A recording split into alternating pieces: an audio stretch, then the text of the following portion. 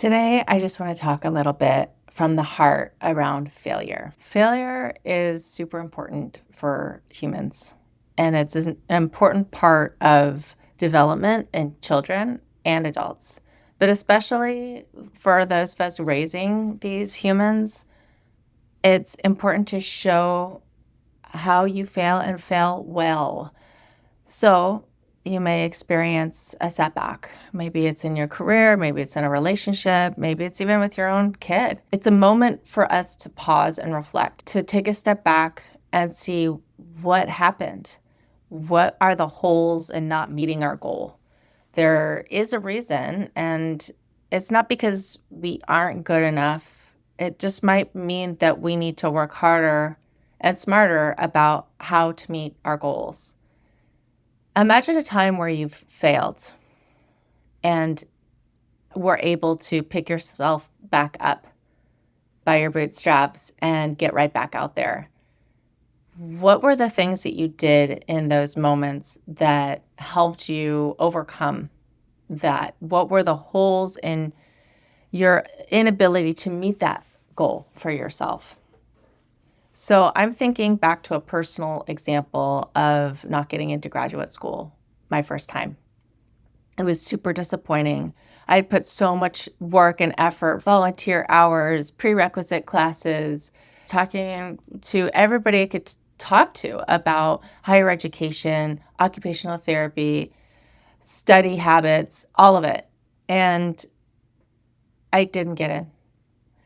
And it was super disappointing. And the disappointment, I sat with it for a while, probably about a week before I started making a plan and going down that path of figuring it out. Where were the areas that I could be stronger? Talking to professors, talking to the admissions counselor at San Jose State and figuring out, okay, I had a B in this one class 7 years ago, retake it, get an A.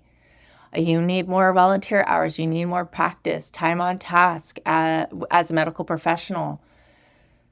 Okay, let's do that too.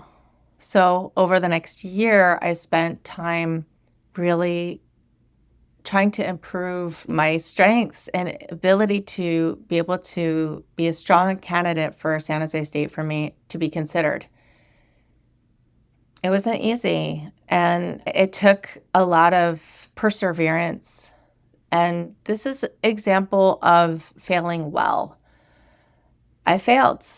And as a result, I got stronger. I figured out where the gaps were in my education, in my perseverance, and figuring out ways to strengthen them. And as a parent, I think it's especially important to fail and share these experiences with the kids that you're around, whether they're your own children or somebody else's children even. I work with kids every day and talk about the vulnerabilities of failure.